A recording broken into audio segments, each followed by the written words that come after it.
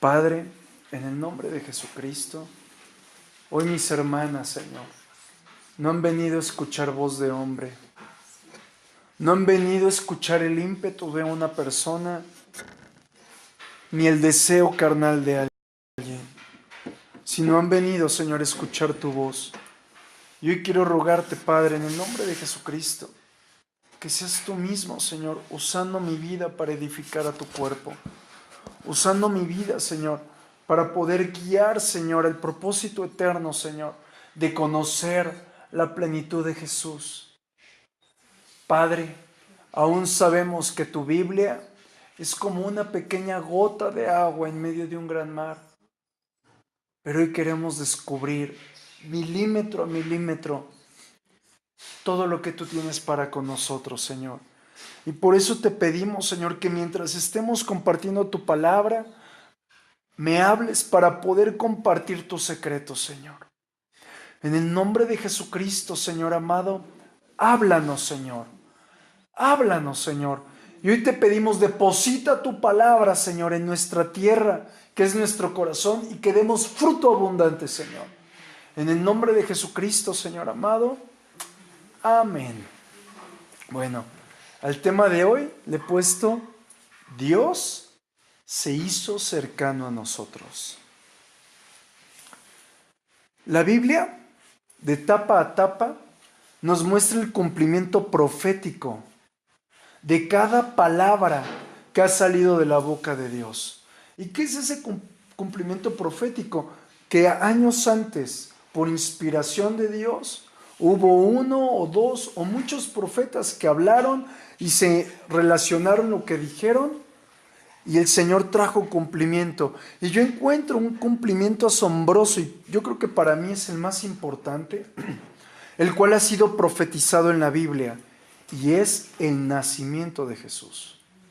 En el libro de Mateo, capítulo 1, voy a leer del verso 18 al 25, encontramos el nacimiento de nuestro Señor Jesús. En la Escritura dice: el nacimiento de Jesucristo fue así.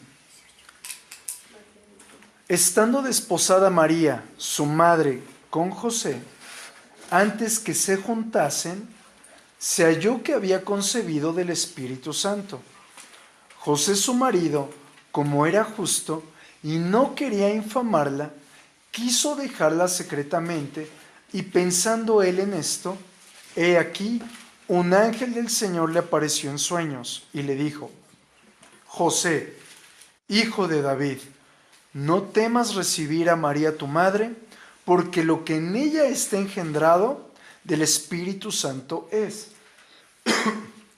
Y dará a luz un hijo, y llamará su nombre Jesús, porque él salvará a su pueblo de sus pecados. Y todo esto aconteció para que se cumpliese lo dicho por el Señor por medio del profeta, cuando dijo: he aquí, una virgen concebirá y dará a luz un hijo, y llamará su nombre Emmanuel, que traducido es Dios con nosotros.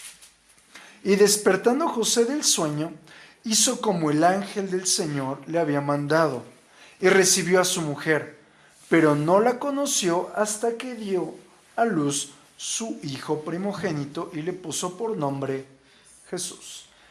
Antes de continuar, aquí hay dos nombres que encontramos: uno puesto por Dios, que es Jesús, y uno adquirido por los hombres, que es Emmanuel. Sin embargo, esto se los voy a explicar más adelante, pero ahora hay un punto muy importante, el cual yo quiero que nos aferremos a él. Y en el libro de Lucas, capítulo 1, verso 35, encontramos un pequeño complemento. Y dice: el ángel le contestó: el Espíritu Santo vendrá sobre ti, y el poder del Altísimo te cubrirá con su sombra. Por lo tanto, el bebé que nacerá será santo y será llamado Hijo de Dios. Quiero que veamos, mis hermanas, Dios obra de maneras asombrosas, y de la misma manera en la que vino el Espíritu Santo sobre María y la hizo concebir por medio del poder del Espíritu Santo, ese mismo gran poder de Dios no se ha apartado de nosotros. Y cada vez que tú sientes la presencia de Dios, cada vez que el Espíritu Santo viene sobre de ti, te está haciendo concebir algo nuevo, algo diferente en tu ser interior. ¿Para qué? Para que se cumpla el propósito perfecto del Señor en tu vida. Y yo lo veo, ese cumplimiento en el nacimiento de Jesús. Pero en nosotros también se va a cumplir el hecho, tengo pensamientos de bien. Cada vez que el Señor viene sobre de ti, está poniendo por obra esos pensamientos de bien sobre tu vida. Sin embargo, en el nacimiento de Jesús hay dos vertientes que quiero que lo veamos. La primera es que primeramente Él nació espiritualmente, porque Él procedió directamente del Espíritu Santo. Y después, de acuerdo a la Escritura, Él se vistió de carne y sangre. Pero aquí hay una palabra muy interesante. Él fue vestido y aquí hay una clave, a semejanza de carne. ¡Wow! En el libro de Romanos, capítulo 8, verso 3 dice, la ley de Moisés no podía salvarnos, porque nuestra naturaleza pecaminosa es débil. Así que Dios hizo lo que la ley no podía hacer. Él envió a su propio Hijo en un cuerpo como el que nosotros los pecadores tenemos. En tu versión, en Reina Valera dice, en un cuerpo a semejanza de carne. Y en ese cuerpo, mediante la entrega de su Hijo, como sacrificio por nuestros pecados, Dios declaró el fin del dominio que el pecado tenía sobre nosotros. Es decir, que en este verso podemos observar el propósito que no está a discusión de que Jesús vino a salvarnos, a librarnos, a hacernos completamente libres del poder del pecado y de Satanás. Es decir, que eso lo hizo Dios para que nosotros fuéramos cercanos a Él. Porque nadie que esté en pecado puede estar cerca del Señor. Aún la Escritura dice, sin santidad nadie verá al Señor. Sin embargo, al momento de que nosotros descubrimos que el hombre está lleno totalmente de maldad, totalmente de pecado, la única manera en la que Dios podía acercarse a nosotros era volviéndose uno como nosotros. ¿Por qué? A causa de que nuestras pasiones naturales y nuestro terrible corazón pecaminoso abunda en nosotros, nos damos cuenta que el pecado está en la carne. O sea que aquí encontramos una primera conclusión. Todo lo que es de la carne es pecado. Y el propósito de que el Señor nos acercara a su presencia es para que nosotros fuéramos justificados. Ser justificado delante de Dios, y esto guárdalo en tu corazón, es estar tomar una posición delante del Padre sin vergüenza, sin culpa, como si nunca hubiera pecado. Sin embargo, este hecho en el Antiguo Testamento no pudo ser logrado, porque ni la ley, ni la sangre de animales, ni las obras de los hombres pudieron acercar al hombre a Dios. Por esa razón, Jesús fue enviado, para que el Padre, enviando a Jesús, tomando la carga de pecado, nos uniera a Él. Pero aquí hay algo importante, nos uniera en espíritu. Es decir, que no por medio de un esfuerzo pecamos, no por medio de un esfuerzo sin provecho. Y aquí yo puedo hablar que la ley son esfuerzos sin provecho. De acuerdo a la Escritura, la ley nos muestra el pecado. Y donde no había ley, no puede reflejarse el pecado. Pero ahora que nosotros estamos atraídos por el Señor, solamente existe la obra completa de Jesús en la cruz. Por eso nosotros no vivimos bajo la ley, sino bajo la gracia. Si viviéramos bajo la ley, tendríamos que obedecer un montón de reglas, pero esas reglas serían sin provecho, ¿estamos de acuerdo? Sin embargo, volviendo un poquito a lo que te decía hace rato, la obra que Jesús vino a hacer a esta tierra, la hizo vestido de un traje, llamémosle así, hecho de semejanza de carne. ¿Por qué? Porque Él en sí mismo no tenía pecado. Estamos juntos. Y la mejor manera de explicar esto es cuando en los tiempos de Moisés levantaron una serpiente de bronce, en la cual dice la Escritura que todo aquel que fuera mordido por una serpiente, si volteaba a ver esa asta con una serpiente, no vería la muerte. Pero observa lo siguiente, la serpiente de bronce tenía la forma de la serpiente venenosa. ¿Estás de acuerdo? La serpiente de bronce tenía la semejanza de la verdadera serpiente, pero no tenía veneno, sino que esa serpiente en sí misma cargaba toda la maldición acarreada por los israelitas que estaban envenenados. Es lo mismo que pasó con Jesús. Jesús mismo vino en carne, fue crucificado en carne, y al momento de ser crucificado en carne, en la cruz del Calvario, juzgó a Satanás. Y Satanás sí tiene una entera relación con lo que es el pecado, la carne y el mundo. Y en el momento en el que sucede eso, Jesús desbanca el poder de Satanás, le quita toda autoridad, y es cuando sucede la Escritura que dice que fue exhibido públicamente. Amén. En el libro de Juan, capítulo 12, verso 31, dice lo siguiente: ha llegado el tiempo de juzgar a este mundo, cuando Satanás, quien gobierna este mundo, será expulsado.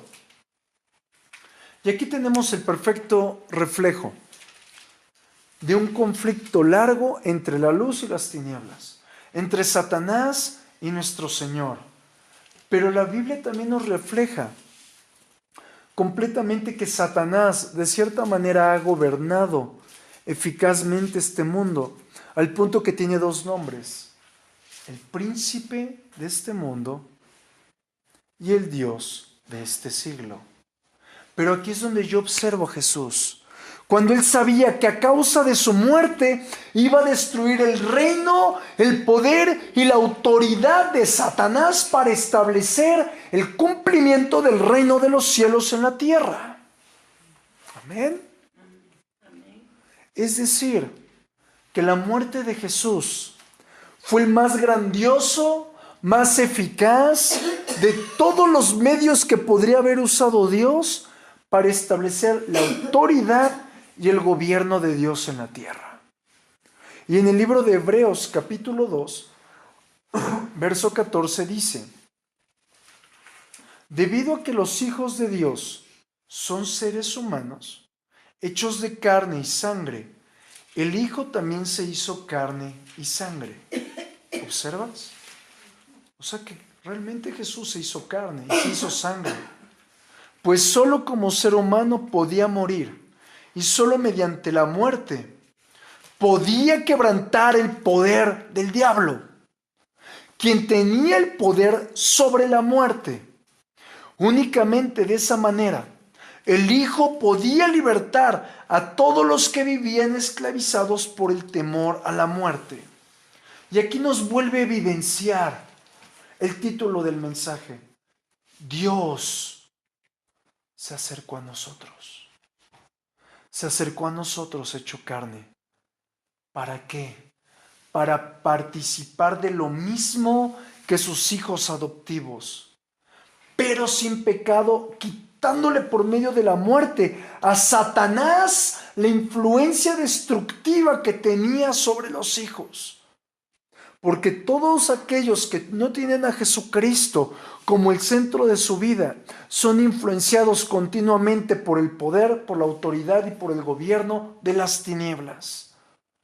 Es decir, que aquí vemos la obra de Jesús desde su nacimiento, lo que acabamos de leer en Mateo 1, hasta la cruz. Todo eso, no solamente la cruz, sino esos 33 años que Jesús estuvo en esta tierra caminando, marcó la destrucción, el sometimiento del poder del pecado, del infierno y de Satanás. Es decir, la destrucción total del enemigo. Por otra parte, en el momento en el que Jesús fue crucificado en la cruz del Calvario, en ese momento entonces Dios el Padre entra. Cuando dice el Señor, consumado es, en ese momento Dios el Padre en la cruz del Calvario condena el pecado. El mismo pecado que fue introducido por medio de Satanás en la carne del hombre, en ese momento pierde poder. ¿Por qué? Porque Jesús vino a semejanza de carne para llevar el poder de la muerte, para llevar el poder del pecado. Pero también encontramos algo. El que el Señor haya venido a semejanza de carne, ahora nos da a nosotros el poder de poder andar no conforme a la carne, sino conforme al Espíritu. ¿Estamos juntos hasta aquí? Es decir, mis amados, el nacimiento extraordinario de Jesús, el nacimiento virginal de Jesús a través de María, nos muestra el cumplimiento perfecto del amor de Dios para con los hombres. Dios quiere estar con nosotros por su perfecto y puro amor, traducido en nuestras palabras, porque Él quiere que nosotros seamos su reino de sacerdotes y de reyes. Sin embargo, aquí encontramos algo muy fuerte.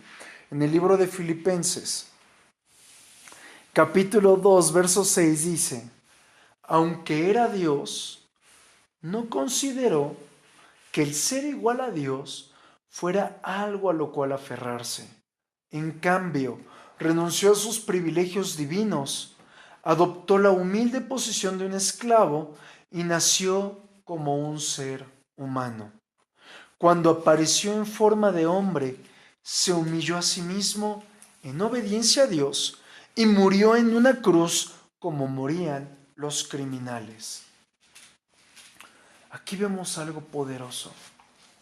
Jesús nos está mostrando que es mayor su amor por nosotros que el amor, el afecto y el deseo que Él tenía por todo aquello que tenía en la gloria del Padre. Si a ti no se te hace impresionante, a mí sí. ¿Cuántas veces te ha sido a ti difícil despojarte de algo? Dios se despojó de su gloria para amarte, para salvarte, para transformarte, pero aún para vivir en ti. Quiero que veamos algo. Jesús vino a ponerle un alto al pecado. Lo destruyó desde la raíz, pero lo más impactante es de que destruyó al pecado en el terreno donde el pecado se manifestaba. Lo destruyó en la propia carne. Por eso yo quiero volver a recordarte algo que muchas veces te he dicho. El pecado no tiene poder sobre nosotros, porque Jesús, a través de su muerte y sacrificio en la cruz, condenó totalmente al pecado. Pero yo quiero ahora hablar de la parte de la palabra condenar. Cambia un poco si encontramos el significado bíblico. Es decir, que para nosotros condenar es señalar, enjuiciar. Pero en la palabra condenar trae otras atribuciones extras, que es destruir, vencer, someter. ¿Y cómo lo sé? En 2 de Pedro lo encontramos. Capítulo 2, verso 6 dice: tiempo después, presta tu atención, Dios condenó las ciudades de Sodoma y Gomorra. Las condena. Y después de que el Señor las condena, sucede algo. Las redujo a un montón de cenizas. Es decir, que después de que vino la condenación, fueron destruidas esas dos ciudades. Es decir, que a causa de la condenación que el Señor desata en la cruz, destruye completamente el pecado. Y de aquí podemos decir que se destruyó la influencia del pecado. Que se destruyó, se debilitó el poder del pecado sobre el hombre. Por ello, cada vez que nosotros nos sintamos tentados a pecar, tenemos que recordar que Dios se hizo hombre y vino a semejanza de carne para libertarnos del poder del pecado. Efectivamente, nosotros tenemos que huir a la tentación. Tenemos que apartarnos. Pero la herramienta más poderosa es recordar que Dios se hizo hombre para librarme de lo que a mí me podía matar. ¿No te da gusto? A mí sí. En el libro de Hebreos, capítulo 10, dice algo extraordinario. Versos 5 y 6. Por eso, cuando Cristo vino al mundo, le dijo a Dios: no quisiste sacrificio de animales ni ofrendas por el pecado, pero me has preparado cuerpo para ofrecer. Quiero que te des cuenta de este hecho tan glorioso. Jesús sabía que nada, absolutamente nada, podía satisfacer lo que el pecado había hecho. Y el Padre le dio a Jesús un cuerpo para ofrecerlo en adoración, como entrega, como pago por el pecado. Amén. En el libro de Mateo 1, capítulo 21, dice lo siguiente: y tendrá un hijo, y lo llamarás Jesús, porque él salvará a su pueblo de sus pecados. Y quiero que veamos, con esto comencé hace rato. El nombre de Jesús en hebreo es Josué. Y el significado es Jehová el Salvador, o también la salvación de Jehová. El nombre de Jesús, mis hermanas, nos refleja no solo la entidad y cómo podemos identificar a Jesús el hombre, sino también nos da luz de lo que Jesús vino a hacer como persona. Es decir, el Salvador trajo salvación. Y en Hechos capítulo 4, verso 12 dice: y en ningún otro hay salvación, porque no hay otro nombre bajo el cielo dado a los hombres en quien podamos ser salvos. Pero si ahora vemos esto a través de también las hojas de la Biblia, encontramos que Josué fue el sucesor de Moisés. Pero Josué fue el que introdujo al pueblo de Dios a la tierra donde reposaría el pueblo. Es decir, Jesús es nuestro Josué, que nos introduce a la tierra de reposo.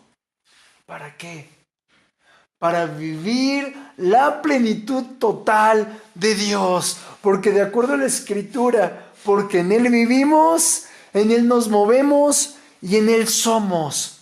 Y mira lo que dice la Escritura.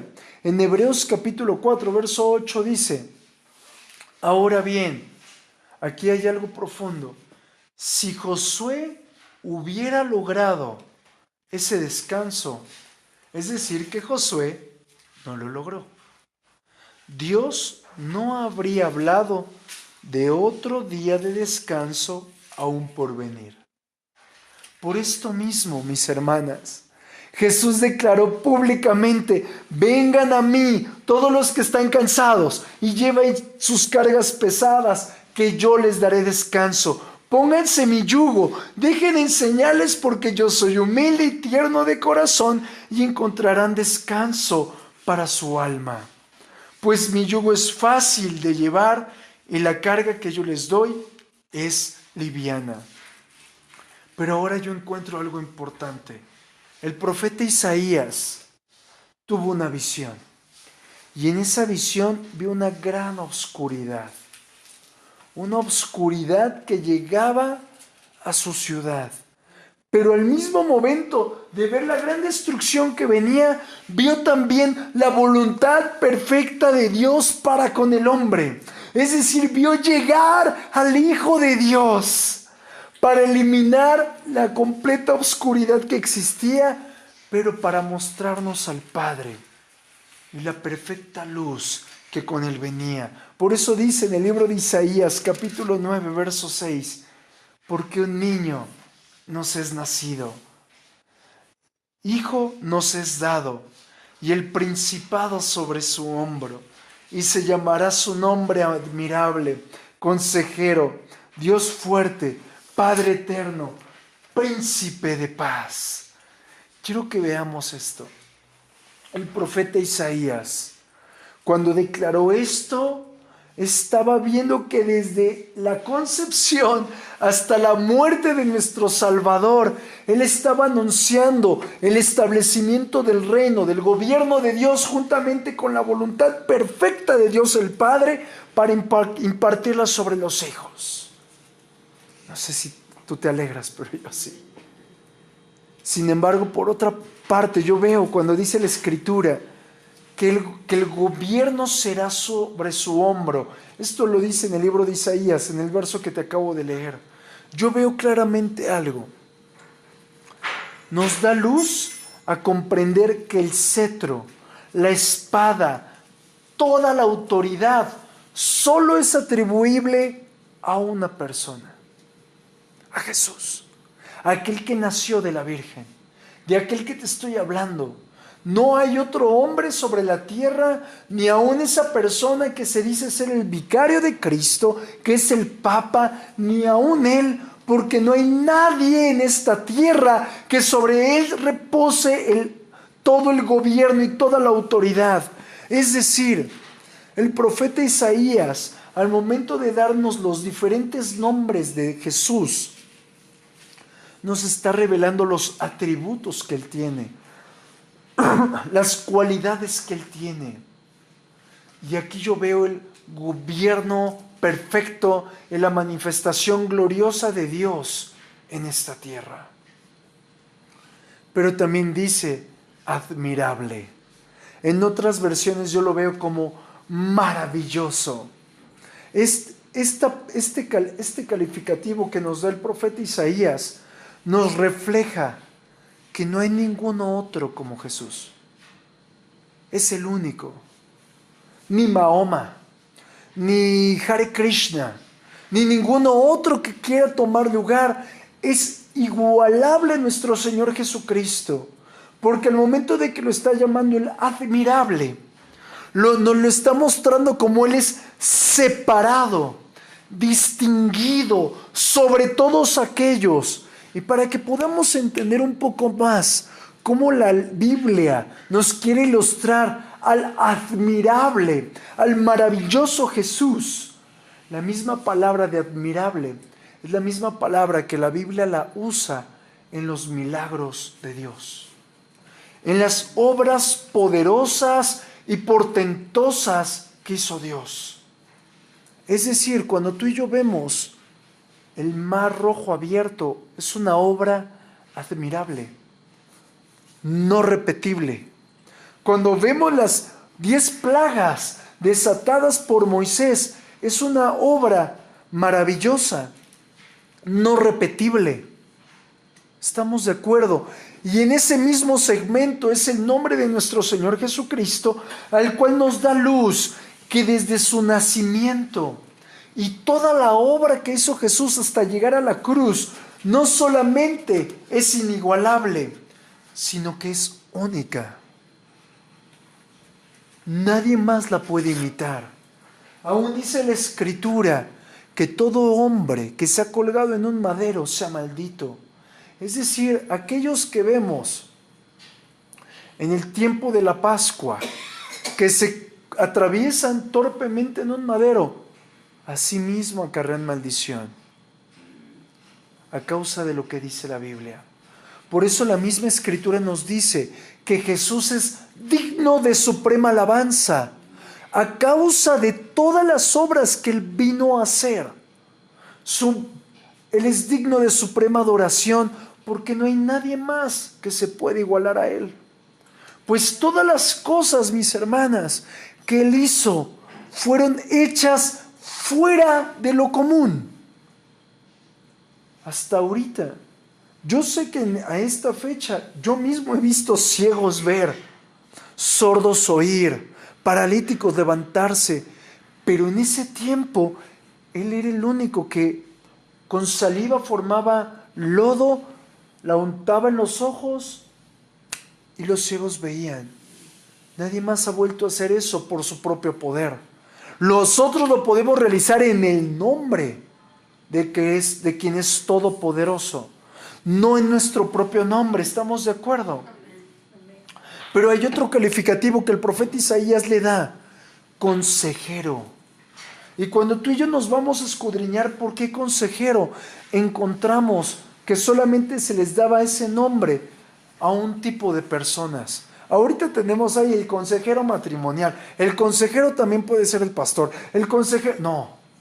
La palabra hebrea, que se le da a Jesús cuando se le dice consejero, es la única palabra que se le da a aquellos que daban consejo a los reyes en la antigüedad. Es decir, está describiendo una persona que en sí mismo tiene sabiduría para poder guiar y para poder dirigir al hombre. Ese es Jesús. Pero también el profeta Isaías nos lo muestra como Dios fuerte. Y no hay otra cosa semejante. Todo lo que es Dios el Padre, lo es Dios el Hijo. Y de acuerdo a la Escritura, no hay nada imposible para Dios. Jesús mismo es todopoderoso, todo glorioso, todo admirable, todo lo sabe, todo lo puede, todo lo conoce. Porque vuelvo a repetir, todo lo que es Dios el Padre, lo es también Jesús el Hijo, Dios fuerte. Amén. Pero también nos lo muestra como Padre eterno. Y aquí es donde yo entro en un punto muy delicado. Muchos de nosotros no hemos sabido ver la paternidad del Padre o la paternidad del Hijo, porque hemos tenido malas experiencias con nuestros padres naturales. Yo en lo personal no tuve el mejor padre, pero cuando he conocido al Padre como mi Padre, encuentro que Dios el Padre y Dios el Hijo son inamovibles, indestructibles, son perfectos proveedores de todas las cosas, son nuestra perfecta fuente de bendición, nuestra perfecta fuente de vida, y nos deja ver que no solamente Jesús vino como Rey, sino vino como Padre para atender a todos sus hijos. Es decir, que lo primero que Jesús imparte sobre sus hijos es su paternidad por medio del Espíritu Santo. Y dice la Escritura que nosotros hemos recibido al Espíritu Santo por medio del cual podemos clamar: Abba, Padre. No importando cuál sea tu historia con tu padre natural, no importando cuál sea tu historia en los conflictos en tu casa, tú puedes decirle: Abba, Padre, y Él nunca te fallará, siempre estará presente, siempre te proveerá, porque Él es esa característica, Padre eterno. Amén. Pero también el profeta Isaías nos lo muestra como príncipe de paz. El deseo del corazón del Padre es restaurar todas las cosas por medio de la paz. Sin embargo, aquí vemos un contraste. Todos los reyes de la tierra y príncipes de la tierra se han deleitado en derramar mucha sangre con tal de conquistar naciones. Pero yo veo un contraste con Jesús. Jesús vino a derramar toda su sangre para traernos la paz. Es decir, todos estos atributos y todo lo que encontramos en la Biblia cuando se refiere a Jesús, estamos viendo los diferentes atributos que Dios el Padre quiere que encontremos.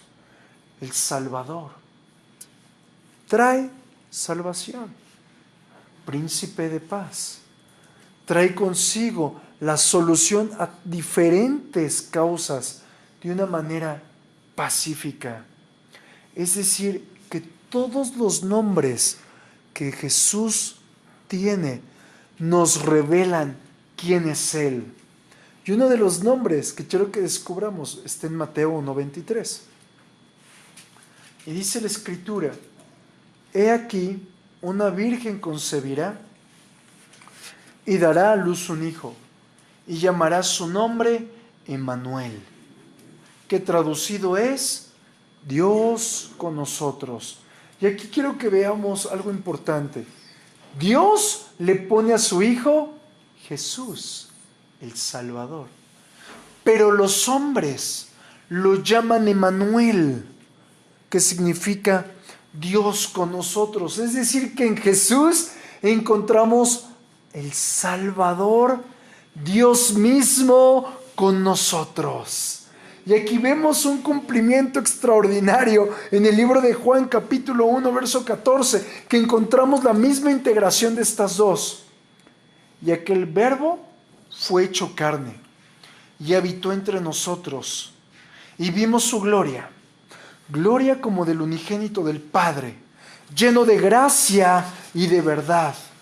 Y en este verso vemos las dos naturalezas que tiene Jesús: la naturaleza divina y la naturaleza humana. A través de estas dos, cuando se unen, Jesús se pudo mezclar con la humanidad. Ahí está el punto medular de este mensaje. Vemos la naturaleza divina de Jesús colocada, impartida, habitando en la naturaleza humana de Jesús. En el libro de Romanos nos dice que Jesús viene del linaje de Abraham, hecho carne, pero tiene toda la atribución de Dios, todo el linaje de Dios. Es decir, que Dios es 100% hombre y es 100% Dios. No es como muchos piensan, 50% hombre y 50%... No. Al momento de que vemos la humanidad de Jesús, vemos que Él fue totalmente dependiente del Espíritu Santo. Aún en el libro de Hechos capítulo 10, verso 28 dice que Él fue cubierto, investido de poder, lleno del Espíritu Santo, y anduvo haciendo sanidades y haciendo bienes a los hombres. Por otra parte, en esa integración que te digo de la humanidad de Dios y de su divinidad, es donde encontramos que Dios, al hacerse hombre, vino a disfrutar a los hombres. ¿A poco tú no disfrutas a tus hijos? Así Dios. Pero también encontramos que el hombre pudo tomar del hombre Jesús toda la realidad de Dios, toda la realidad espiritual y toda la herencia del Padre que había impartido al hombre. ¿Te das cuenta qué tan importante fue que Jesús naciera de una virgen? ¿Qué tan importante fue que tu Salvador viniera en esta tierra? Pero aquí entramos en un golpe. Muchas personas en el tiempo en el que Jesús vino sabían que la carne era sinónimo de pecado. Y por eso decían que Dios no se podía hacer hombre. Pero la realidad es que a causa de eso, muchos rechazaron a Jesús. Y aún muchos no han creído en Jesucristo porque no han comprendido que el Verbo se hizo carne. Pero la realidad es que Jesucristo verdaderamente es el reflejo perfecto del Padre aquí en la tierra.